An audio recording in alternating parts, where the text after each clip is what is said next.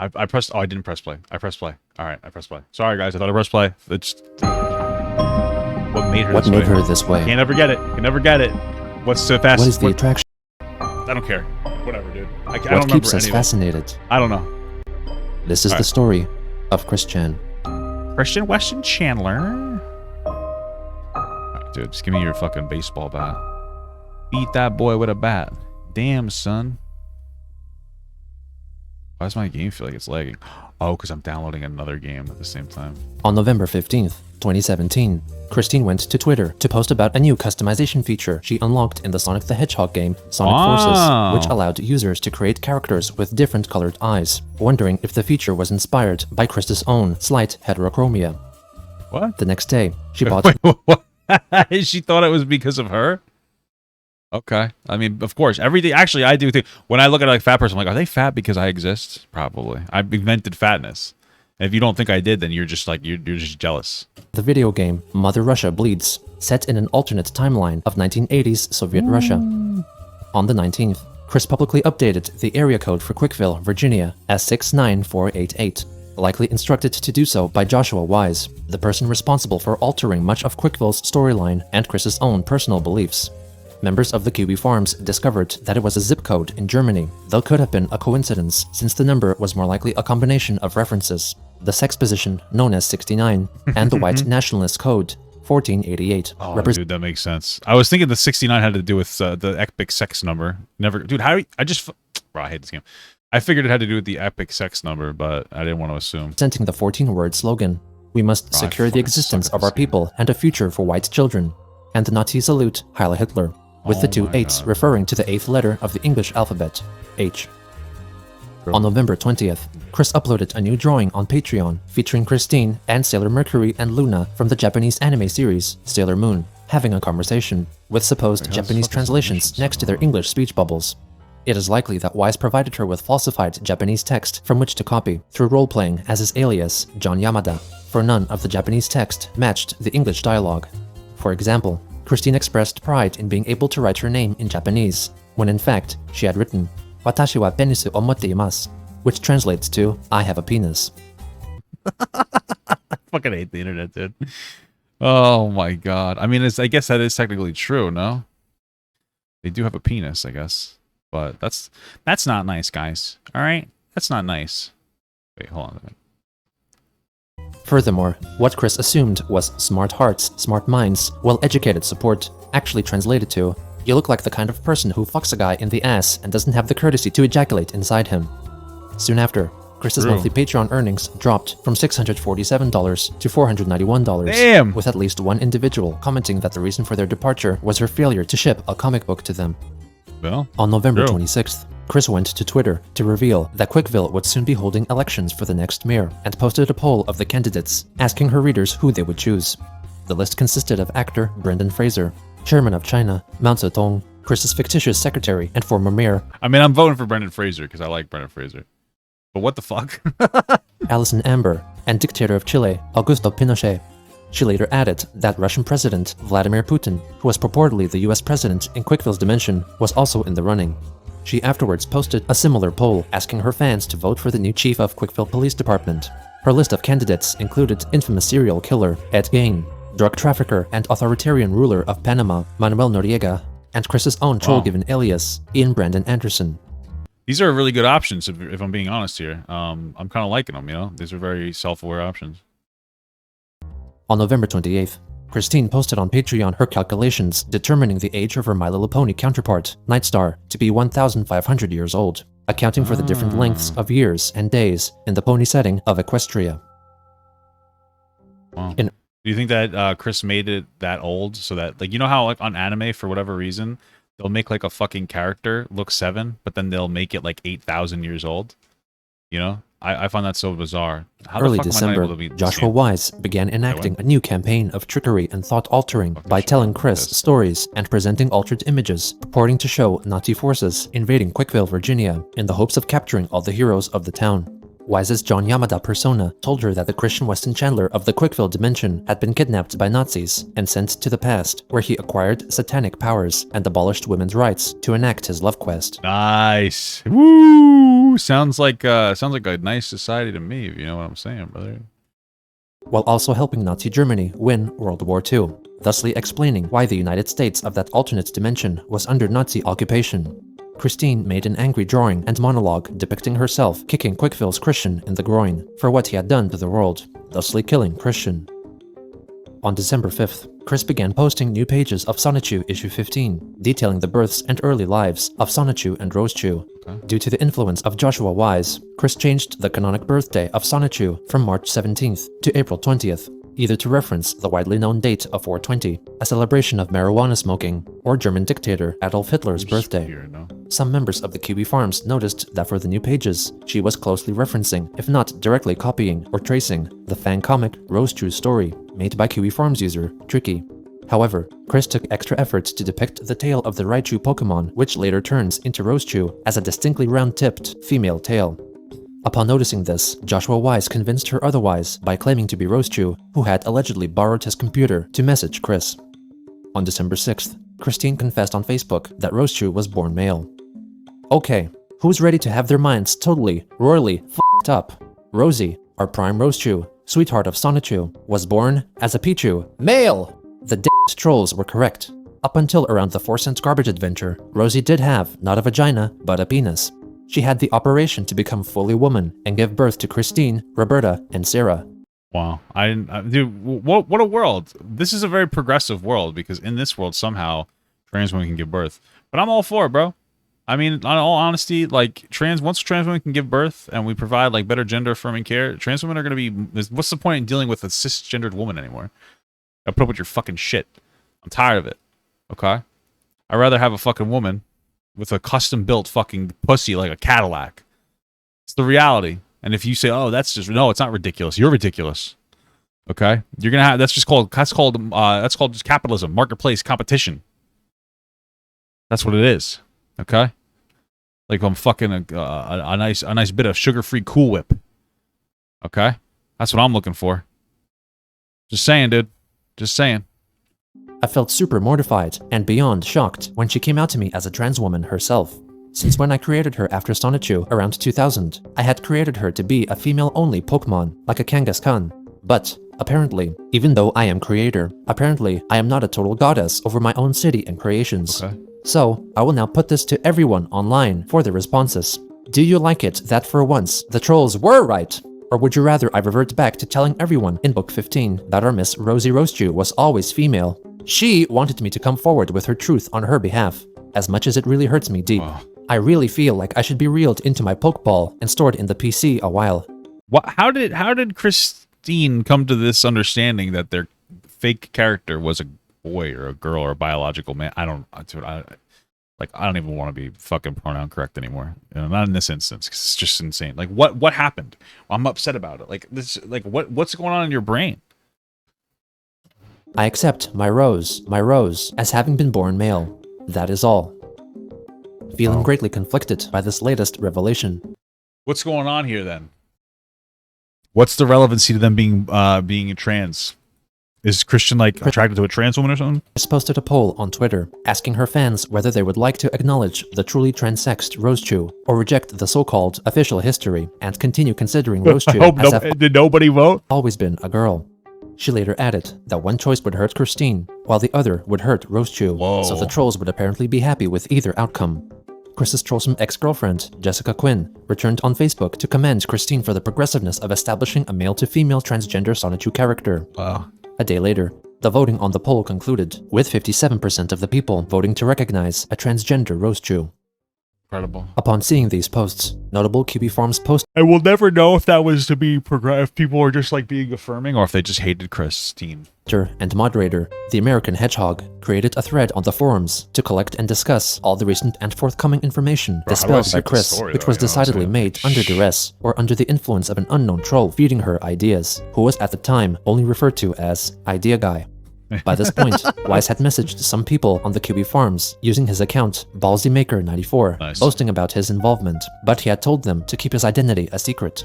Okay. Marvin, moderator on the QB Farms, and the original man in the pickle suit, allegedly knew Ballsy-Maker94 was the idea guy, and even provided him with some advice concerning some trolling schemes. On December 11th, Christine unveiled a I forgot to put my bologna away.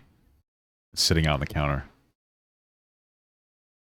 That's alright, I want food poisoning. I don't want to go to my mom's party tomorrow. new character currently present in Quickville, Battery Charge Heart, CPU of Quickville, inspired by the CPUs, or goddesses, of the Hyperdimension Neptunia anime. Those look like a bunch of fucking gross children.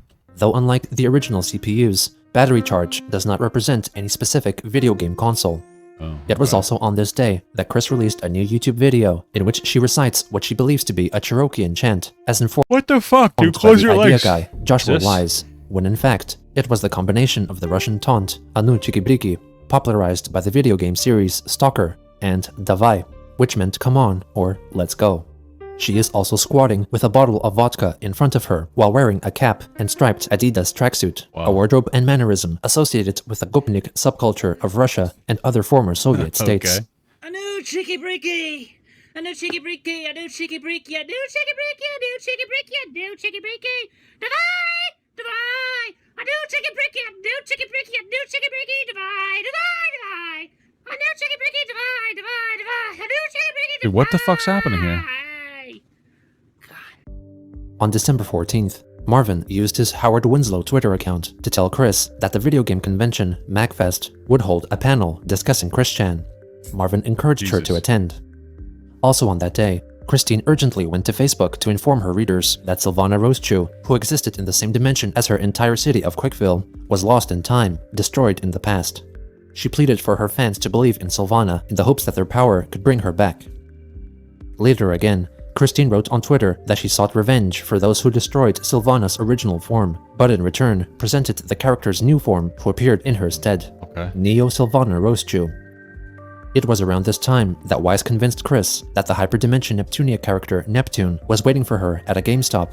Chris drove to the GameStop from which she was banned for pepper-spraying an employee, honked her car horn, and repeatedly screamed Neptune's name. Afterwards, she went up to the window of the game retailer and quote-unquote scanned the interior, but did not see Neptune, so Chris made her way back home. Also in mid-December, Joshua Wise, messaging Chris while pretending to be Magichan Sonichu in Quickville, told her that he prophesied Sonichu would give birth to Chris's long-longed-for daughter Crystal after being anally penetrated by Christine. Wise as Magichan said that if Chris drew that sex act, then she would not have to do it in real life, and Crystal would still come into being. She then made a drawing showing herself having anal sex with Sonichu in order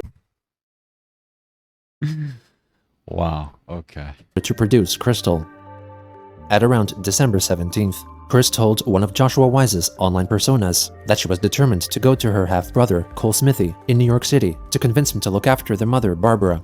Chris thought that a newly crafted Sonichu medallion made by Wise would be arriving in the mail, which would provide her with the powers to find out Cole's home address, though Wise never told her of any such thing. He convinced Chris not to go to New York, for Smithy needed not get involved in the Chandler's affairs, and that her family was low on funds. The next day, Christine confessed to one of the characters portrayed by Joshua Wise that she had renounced Christianity and instead began worshipping the CPUs of Hyperdimension Neptunia. Okay. Do you really think that that's that crazy though? I mean, you know, the video game, a book. What's the what's the difference, guys? What's the real difference? Also, when is Jamie Foxx gonna show up in this game? She reasoned that she could get more speedy and efficient advice and guidance from the CPUs as opposed to God and Jesus. True. Chris was further convinced of the power of the CPU goddesses because she had the ability to create her own CPU after learning from them, and the opportunity to become part of the family team of CPUs was a dream that Jesus could never grant her, no matter how hard she prayed. On December 23rd, Christine posted 2 more drawings featuring the Sailor Moon characters, Sailor Neptune, Michiru, and Haruka, claiming that their speech bubbles had been translated into another language, when in fact, the accompanying translations were German lines of pro-Nazi dialogue. Oh my god. Nicaric0 just Thank you for the sub, brother. for 15 months. Yo, 15 months, much Taken love, Papa, you from the the best. Hell yeah, brother. I appreciate that. But Jesus Christ, dude, what's with this fucking like anti-Semitic arc? Is this the idea guy arc? I appreciate this, my brother. Language, when in fact, the accompanying translations were German lines of pro-Nazi dialogue taken from the video game series Brothers in Arms and Wolfenstein. Wow. 3 days later, she updated her Facebook followers with troubling news from Quickville, provided to her by Joshua Wise. She thought that there was civil unrest in her town because, in addition to rallies held by Ku Klux Klansmen, DJ Jamsta Sonichu was put on trial for molesting Punchy Sonichu, which resulted in the Punchy Sonichu riots.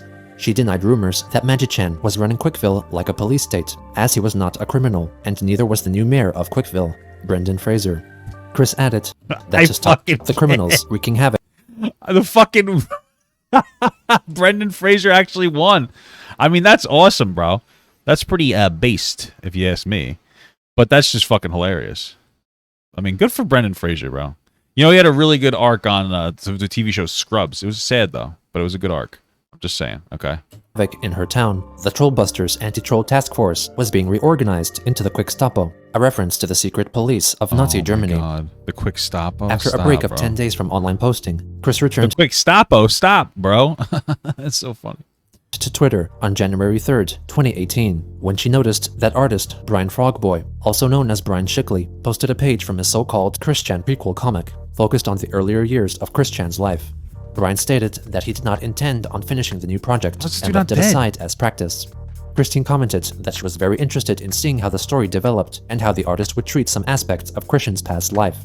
With this encouragement, Brian continued to work on completing the comic before the end of the month. 2 days later, Chris liked a video on YouTube which claimed to feature subliminal frequencies that would cause one to astral project, or to theoretically have their consciousness travel to another time and place outside of the confines of their physical body. Also on that day, Chris announced a surprise marriage over Twitter and Facebook. Wow, who? I'm celebrating the love between Magichan Sonichu and his mentor and lover, Mewtwo. They had got— Hey, wait a minute. That sounds like grooming to me. You can't do that. It's grooming, bro. You can't do that, dude. That's inappropriate. The mentor? How old were they when they met, dude? We gotta cancel Christine. Secretly married recently. I'm truly happy for both of them. And if Sylvana were there, the three of them would have made a lovely harem. God. On January 6th, Chris arrived for the first day of the music and gaming festival, MacFest, and spent a great deal of time taking photos with her fans. She also attended a freelance art panel, where she interrupted the discussion to provide some advice from personal experience. Oh my god. Could you fucking imagine? Imagine like going to art. I mean, imagine going to art school. First of all, like you're a fucking loser nerd anyway, so you deserve to get fucking, coached by fucking Christine Weston Chandler. For being honest with you, I mean, what were you thinking going into fucking art school? But anyway, could you imagine going to art school, like actually training for something or pretending to train because you're really just like fucking annoying, and then Chris Chan comes up and is like, hey, you know what, and then starts fucking coaching you on shit? Now, that's embarrassing, bro. That's just embarrassing. That's just fucking embarrassing. It was noted that she brought a baseball bat with her to be used in a case of self-defense. The schedule for the second day of the convention featured a retrospective of the history of Sonichu and its creator, Chris Chan. Christine attended the panel as an observing audience member. The room was veritably packed, and the panelists discussed subjects of an intimate level, which included the many trolling sagas, and She Came for Quick, the drawing in which Chris depicted himself sexually satisfying his friend, Megan Schroeder. What a great show. Sorry, he did that himself? Quick, the drawing in which Chris depicted himself sexually satisfying that's them. Was veritably packed, and the panelists discussed subjects of an intimate level, which included the many trolling sagas, and She Came for Quick, the drawing in which Chris depicted himself sexually satisfying his friend, Megan Schroeder. After the discussion was concluded, the panelists gave Chris a chance to speak, after which time the audience gave Christine a standing ovation and encouraging applause. She proceeded— Bro, I don't think I could fucking... I think I would be mortified. Like, I don't think I could, like, do that kind of trolling. Like, it's one thing to fucking watch this shit and think it's funny, even though it's really fucked up. It's another thing to sit there and be like, yeah, let's have a panel and let's show, like, the most embarrassing moments of this person's life. Like, that's horrible. I don't think I could fucking do that, dude. That's terrible. Proceeded to walk down the aisle, high-fiving and hugging her adulating fans. Oh my god. Chris's longtime Trollsome gal pal, Kim Wilson, was also in attendance and later recounted the experience. The panel was created to definitely be a huge mockery of Chris. Chris wasn't invited, as far as I'm aware of, and only decided to come because he got wind of it. I think somebody invited him, right? Her? Sorry. It was more or less of a surprise to the people running the panel when they found out he was there. They definitely glossed over a lot of their slides and made it seem more positive. Oh, wow, pussy. You know what I mean? Like, well, no, it's a good thing, but like, that's fucked up. That they're gonna be so much more brutal, and then they decided not to. I mean, that's nice, but Jesus, what were they gonna fucking do? A lot of the shit they said was wrong. Even simple stuff like, he got fired from Burger King. They couldn't even get basic information right. Apparently, their biggest source wasn't even the Wikipedia, but random videos of other people talking about him or interviews, which is just lazy, but pretty funny. So after Chris spoke and was heading back to his seat in the back, he was high-fiving people. This one girl got a high five and a hug from him, and basically just shrieked with happiness. Wow. She shook her hand at her friend, yelling about how Chris touched her hand, and wouldn't let anything touch that hand, and kept going on and on about how Chris touched her hand, and was overjoyed by it to the point that I actually thought this girl was going to go find him to suck his dick. That's what a noise I made. Jesus Christ. She wasn't even a fat or unattractive girl either, so IDK. Wow. Damn. Jesus Christ. Christine doesn't even know. She could have got it so hard. She just had to continuously be a sex pest. Marvin was also there, and later wrote his account. This is the most documented person in the world ever, okay? This is the Christian is more documented than like fucking Anne Frank. I don't know, but you know what I'm saying. And yet you still managed to get that information wrong. Of the event on QB Farms. What everyone seems to be wondering, does Chris smell? No, at least there isn't like some miasma cloud hanging around shit. him. I was pretty close to him, but I obviously didn't stick my nose in his shirt or anything. So if he's got a smell, you definitely won't notice anything just casually hanging around him. And even if you really are determined to get a whiff, it's probably not that strong. It helps that it's the winter, and so he's not hustling around in the heat. No perfume or axe this time either. Chris stayed back after the panel to talk with her fans and take photos with them. Right now, what are your thoughts on it? I love all gays and lesbians! Woo! Woo! I love all gays and lesbians too, bro. Also in the audience was Adam sis. Stackhouse, the winner of the 2007 Parappa the Rapper Song Contest, who was the subject of much of Chris's anger at the time. They seemed to finally meet on pleasant terms and took a selfie together. On January Nice. 9th, Brian Frogboy posted another image from his Sonichu prequel comic. Chris commented that the page accurately described his yearnings back then, having devoted too much time on fulfilling his love quest instead of focusing on Sonichu, admitting to being too selfish back then. The next day, Alan Denton, a writer for the Sonic Boom TV series, tweeted, "I love when people are inspired enough by something to write their own fanfiction. Totally support that. But, and I can't believe I have to say this, if you then insist to the creators that your made-up story become canon, you've gone too far. Whisper silently to my folder of Sonichu fanfic, but not you." That's fucked up, dude. What the fuck? But it's true. Although I do insist that it becomes canon because it's fucking incredible. It's incredible shit. Let's be honest here. And it needs to be fucking immortalized forever. Okay? We need to make Christine Weston Chandler rich. Okay? And not just rich with charges of sexual assault, but rich with money, you know? You'll all be canon one day.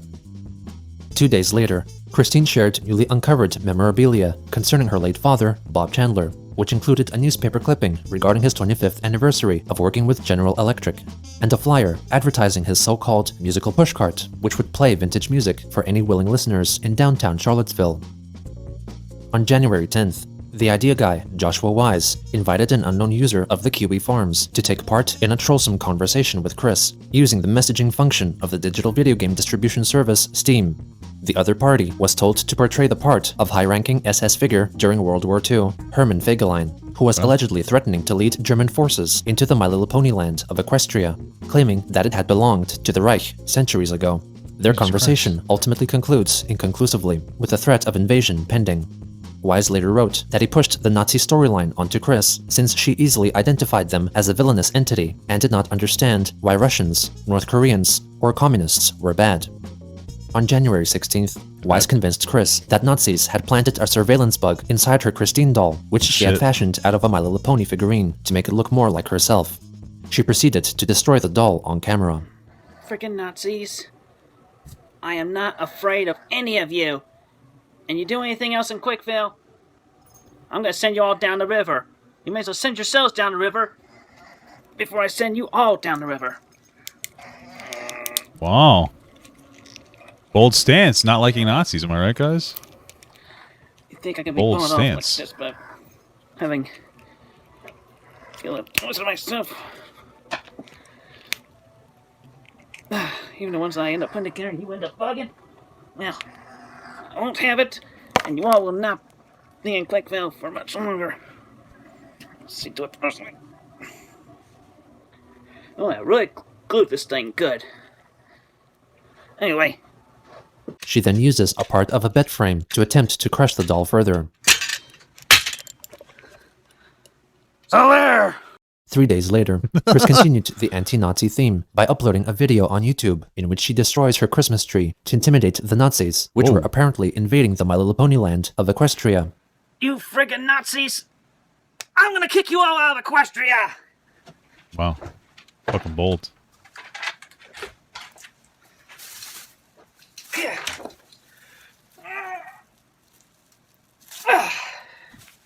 I'll kick you all out of Equestria! Friggin' Nazis! Last one! Kick your ass out! You're gonna... Oh my god.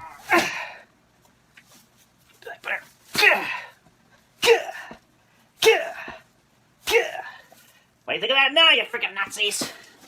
Damn, I bet they're afraid. Heed my warning! You get out of Equestria, you freaking Nazis! Chris then rips up a picture of wrestler Hulk Hogan What? in reference to notable Kiwi Farms commenter Hollywood Hulk Hogan. But that doesn't even make sense. I mean, I get where they're coming from, but Hulk Hogan's like the most American man in the world, bro. It's Hulk Hogan. Like, do you know the theme song? Like, if he's gone, it's like an America theme, bro. What the fuck? Have you ever heard it before? Like, I'm not gonna sing it because I feel really embarrassed now. I'm feeling a little cringe. I was gonna sing it, but then I realized that I was a self-aware human being, and I would feel fucking mortified if I did it. Who regularly made fun of Chris's weight. Who's a fat ass now, Hulkster? My favorite wrestler is Chris Benoit! Oh no, Christine, no, don't say that. Don't say that your favorite wrestler is Chris Benoit. You can't do that. That's fucked up. Do you know what Chris Benoit did, dude? He got Chris Benoit got cussed so bad after multiple head injuries that he killed his wife and son and then fucking killed himself, bro. It's nuts. My brothers, sisters, and I of Antifa, we will assure you freaking Nazis, get the hell out of Equestria now! Is that Pepto-Bismol? What the hell is going on here? I'll be back. Hasta! On January It's subtitles and I'll be back. Why the fuck am I on fire? And then translated, hasta just means like later. I'll be. Wait, hold on. What did it say? Wait, hold on. Is that what it said? I'll be back. Hasta! Hasta means until, rather, not later. So just I'll be back until. Until what? Incredible. On January 20th, in response to an artist on Twitter posting an image of their new waifu, or illustrated, usually female character one may feel romantically attached to, Chris objected to the concept, writing that she never understood how people could feel that a character from a show who has dimensions out of their league was like a significant other to them. She was instead. Wait, you don't understand what a waifu is? What are you talking about? How do you don't? What the fuck am I doing? Oh, you don't know what waifus are, bro? Shit, dude. When I was a kid, Misty was my waifu. Now I'm not younger than Misty anymore, so it doesn't really work out the way that it used to. Now I like the Pagunda, that big nose girl. It's hot, you know. Instead, more old-fashioned, preferring real women. Christine added that she only purchased a dakimakura, or body pillow with a female anime character's image on it, out of peer pressure, suggested to do so by one of her ex-girlfriends.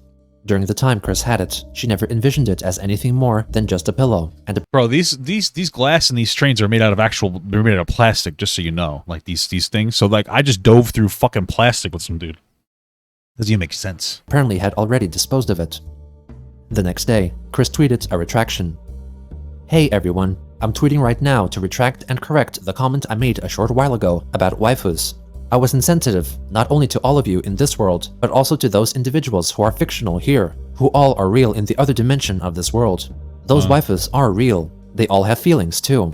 I was in mind of a year or two ago when I was proposed the question about my waifu by my past girlfriend. I did not really have a waifu then because I had never really thought about it beforehand, ever.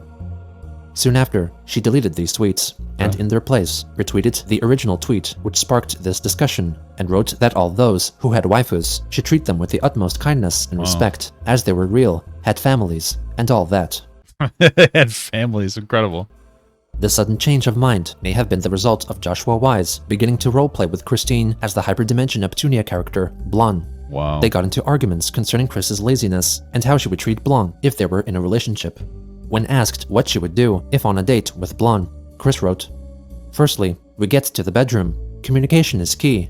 How the fuck what do you mean firstly? What had you do on a date? And they're like, I'd go right to the bed. I mean, that's some real shit, but you gotta schmooze them up a little bit. Can't just take them right onto the bedroom. The fuck? And I would listen. We get undressed. I would make out with you, make my way downwards, and I would put my 2 middle fingers onto your clit for starters.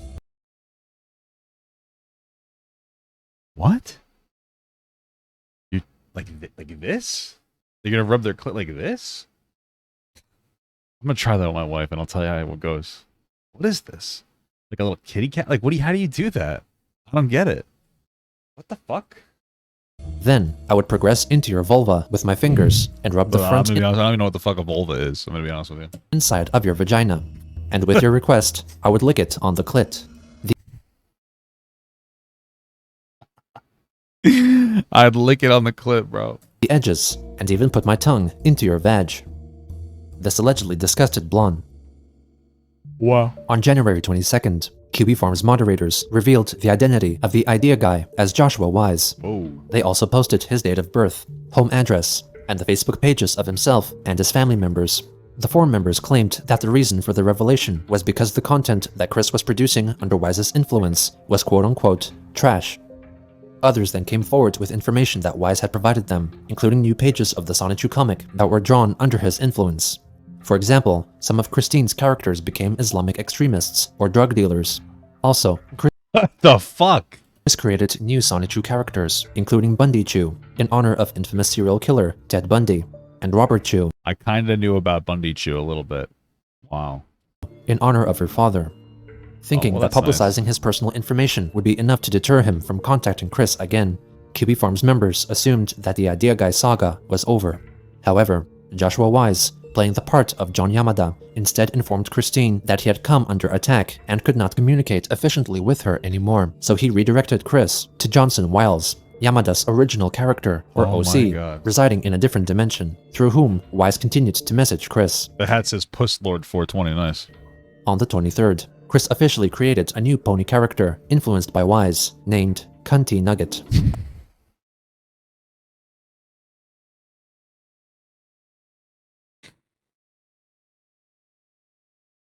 Bro, come on.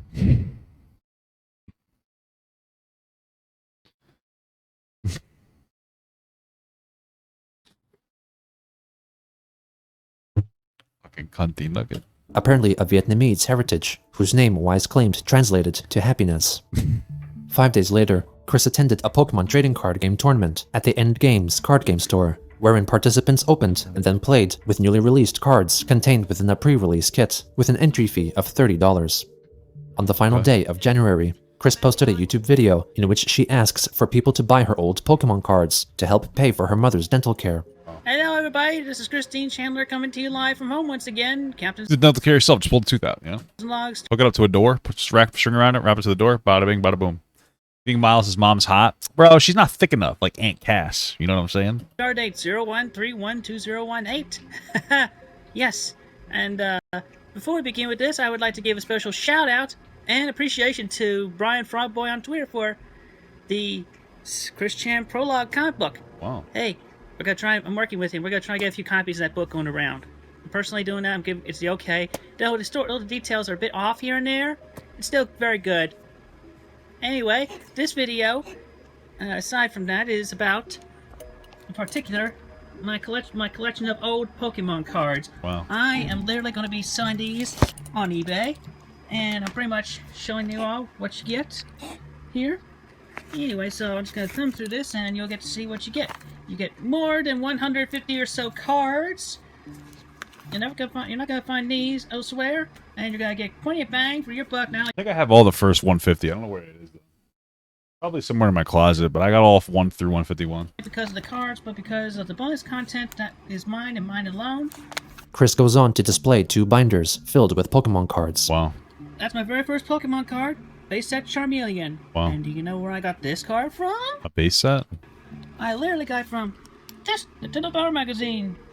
I'm thinking about adding this to a listing and this as well for its own listing, and I'd sign it. Here, watch me sign it right now, alright? Now, this guy's gonna need a dental job.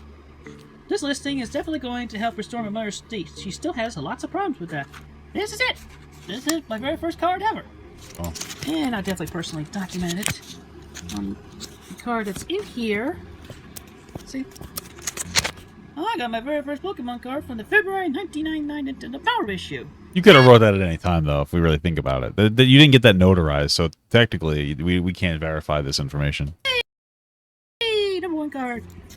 Alright, so that's it for now. In a little while, I'll probably do a dance video because that was a pay request, but I have so many other things, obligations to take care of right now, believe it or not. It's true. Alright, so y'all have a great, safe day. Keep a happy thought. Yeah. The binders were listed on eBay with buy it now prices of $700 and $200 respectively, Might be a little too and the much signed Nintendo Power magazine was put up for $150. Card trader Kabbalah Coffers offered $500 for the larger binder, which Chris eventually accepted. Upon receiving the package, Kabbalah Coffers filmed an unboxing video showcasing what he received. As you can see, she wrote "handle with care" everywhere, and this is loose, rolling around in the box. He proceeds to sanitize the binder and was optimistic about his purchase. Okay. He later appraised the cards and reckoned that he comfortably made his money back after the first 14 pages, and believed that in a few years, the contents of the binder could be worth $3,000 or $4,000. Wow. Really got his bang for his buck, huh? What's going on here? In response to the purchase, Chris notified her Facebook followers that all of the proceeds went to her mother, Barbara, who promptly scheduled a dental appointment. Oh yeah, and then what'd she buy? And then what did she buy after that? You know? What did she buy afterwards? Her Facebook friend, William Elliott Waterman, doubted that she could set up an appointment so quickly, and Chris's troublesome ex-girlfriend, Jessica Quinn, was optimistic that Chris would for the time being stop using her mother to sell her junk. Not long after, Chris purchased 2 Pokemon cards on there we eBay, go. costing a total of $52. I told you, On dude. February 1st, Christine bought the PlayStation 1 game Blast Chamber on eBay for $5. Also on that day, Chris posted a photo on Facebook of herself drawing new comic pages on a clipboard clipped onto an easel, proud to be standing and drawing. 2 days later, in response to a comment on Twitter, Brian Frogboy wrote that he personally did not believe cartoons were real in another reality, but did not influence what Chris believed. Chris replied, stating, "That is a real shame that you say that, at Brian Frogboy, because our fictional individuals are real, and they do exist. They are alive and breathing." I mean, fictional, like, quite literally means, like, fake. So, I mean, that's what the word means, but... and living, just like you, I, and everyone else in this world. You should open your mind and heart to them fully. After another fan reply, Brian wrote that if Christine truly believed a cartoon reality existed, then she should consult a professional. Chris responded, "Consult a professional" is another insensitive comment. That is strike 2 at Brian Frogboy. More appropriately, you should see it for yourself to try to understand for yourself. The next day, Brian Frogboy posted a printable illustration of his rendition of a Sonichu medallion, which Chris did not approve. I'm a little country pop. We're gonna make your hatred stop. I tell you straight up, no lies. Our emotions, thoughts, and love. On February beautiful. 5th, after coming in contact with Chris, the independent, self-confessed boy band Boy Spicy released a song titled "Love is Love," featuring Christine on lead vocals. Wow. She sings the lyrics she originally wrote for Sonichu issue 12, with Boy Spicy providing the instrumental backing track. Bully's gonna tell us you've been pwned. Beautiful. On February 7th, Brian Shickley revealed that he had received a printed proof copy of his Christian prequel comic, which was printed by the custom book publishing site Lulu. They discussed how he would provide the books for Chris to sell by herself, stating that she would be getting all the profits. 2 days later, Chris announced that her Sonichu comic books were once again available for purchase from Lulu for the first time since her ban in December 2015, which she evaded by creating a new account. I don't think you're supposed to be doing Christian. that. Oh, fuck. What the hell is this? Arguably the most documented person in history. On February 11th, YouTube user GenoSamuel2 uploaded a video titled Christian, A Comprehensive History, Part 1, a multi-part documentary project presenting a near-complete chronology of Chris's life based on all available information in an objective manner. The video was quickly shared on QE Farms, and the channel steadily grew in popularity. He would continue to regularly upload installments of the Comprehensive History series over the next 5 months. This is the story of Christian. Wow, Geno put himself in the fucking video. I love it. Incredible. On February 16th, Christine received her copy of the Christian prequel comic by Brian Shickley and posted a photo of herself holding it up. It doesn't even make sense to me. Like, somehow, like, my brain can't comprehend that you or put yourself in the book. You know what I mean? Like, it doesn't make any like sense to me. I don't know how you did it. You know what I mean? Like, it just doesn't add up. On the 20th, she posted photos of her new Christine and Nightstar dolls, which were repainted My Little Pony figurines like their predecessors. 2 days later, she spilled paint on several pages of Sonichu issue 14, but instead of throwing them away, decided to list the stained pages on eBay, announcing so in a YouTube video. Baller move. From my recent painting projects, I had an accident. I spilled some paint on my hand-drawn cover of Sonichu number 14, as well as the first 3 pages. So I'm going to be tracing and redrawing these 4 items. So at this point, I'm going to be putting these up on eBay. So if any of y'all would like something that was originally hand-drawn with me from amongst my books, now's a good time. Even though it's a bit damaged, but still.